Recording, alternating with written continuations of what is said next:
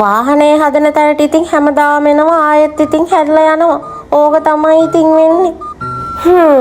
අදත් මේ වැඩේ කෙරෙන්නේ නැහැ වගේ නේද? දැන් දවස් කීයක් වෙනවද?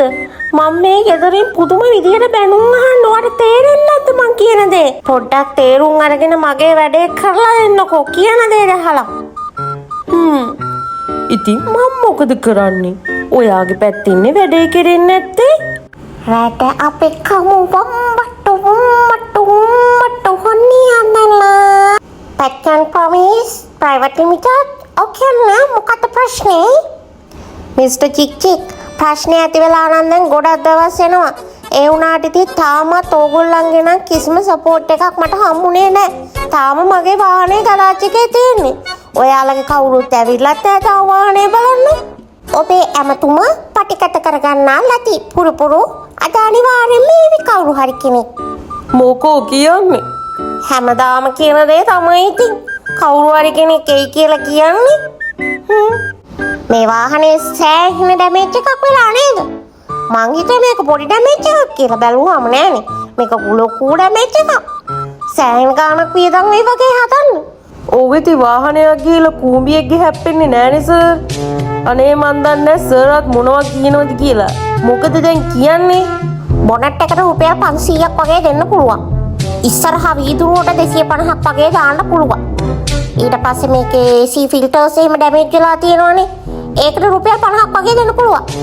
ඔයාට මතිපාඩුව ඔයාගේ අතින් හදලා දාන්නත් පුළුවන්. මෙයා ඔයාගේ VIP කස්ටමර් කෙනෙක් නම් ඔයාට පුළුවන් හොඳ ඩිස්කවුන්ට් එකකුත් එයාට දෙන්න. එහෙම තමයි මේ වැඩේ වෙන්නේ. හරි නේද? එතකොට ඔයා මට වැඩියෙන් සැලකුවොත් මට පුළුවන් ඔයාට මේ ගාන 3 ගුණයකින් 4 ගුණයකින් එහෙමත් නැත්නම් 5 ගුණයකින් වැඩි කරලා දෙන්න. ඔයා මට දෙන ගානෙන් අඩුම ගානේ ප්ලාස්ටික් බේසමක්වත් ගන්න පුළුවන්ද? මොනවද ඔයගොල්ලෝ මේ කියන්නේ? මොනවද මේ ගණන්? ගිය වැඩේ මොකෝ උනේ?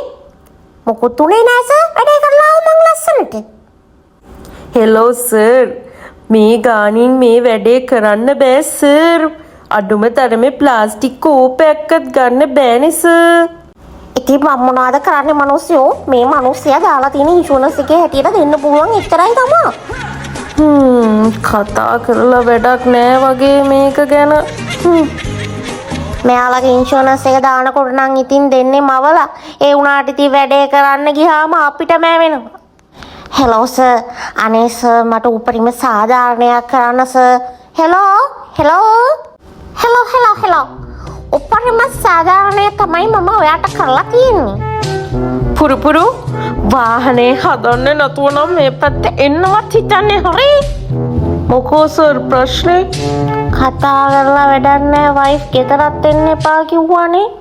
සර් හැමතැනම ඉන්නේ වංචාකාරයෝ. හරියට නමක් ගමක් දන්නේ නැති තැන්වල ඉන්ෂුරන්ස් දැම්මාම ඕම ප්‍රශ්න වෙනවා. මොනවා අදත් යන්න වෙන්නේ බස් එකේද? ඕ පුතා අදට විතරක් ඔයා බස් එකේ යන්නකෝ. හොඳ ළමයා වගේ. ඒ ගමන මෙන්න පොඩි පුතා ගන්නවා. අයියෝ. මොකද තාත්තා කියන්නේ? අදත් බස් එකේ.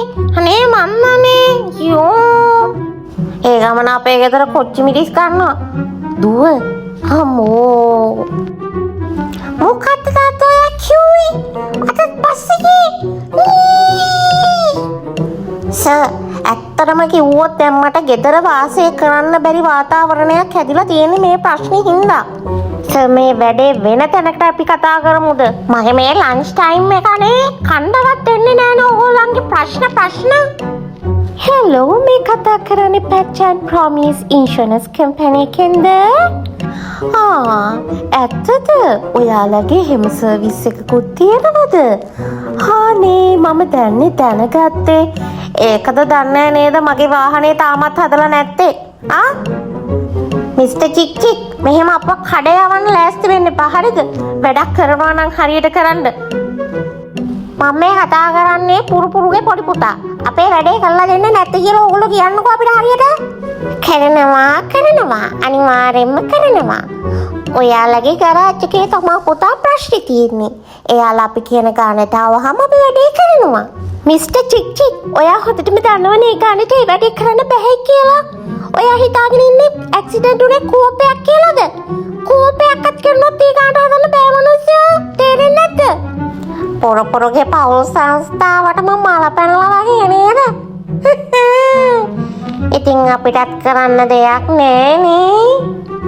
මිස්ටර් චික් මේ වැඩේ කරනවද නැද්ද? මට කියන්න ඒක. මේ වෙලාවේ නම් කොහොමත් කරන්න බෑ. මේ වෙලාවේ අපේ ටී ටයිම් එක. සර්, පොරොපොරොගේ ගැටරින් කෝල් සර්. අයියෝ.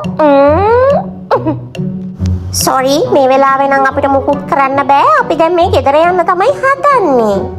ලොක්කා ඉක්මනට මාරු වුණොත් හොඳයි වගේ කියලා තමයි හිතෙන්නේ. එහෙනම් කතා කරන්න තියෙන කෙනෙක් ඉන්නවා නම් හෙට කතා කරන්න. බ්‍රූම් බ්‍රූම්, මම හිතන්නේ මම රැවටුණා කියලා තමයි බ්‍රූම් බ්‍රූම්. වැඩිය හිතන්න එපා සර්. අපි කොහොම හරි මේ වැඩේ කරගන්න බලමුකෝ. සර් කලබල වෙන්නේ නැතුව ඉන්නකෝ. මේ මොකද සර් මේ? මොකුත් නෑ, මම නිදි. ඔයත් නිදාගන්න. ගෙදර ගිහින් වැඩක් නෑ. ගෙදර ගිහිල්ලා නිකන් බැනුම් ආනවට වඩා හොඳයිනේ මෙන්න මෙහි පැත්තකට වෙලා නිදාගන්නේ.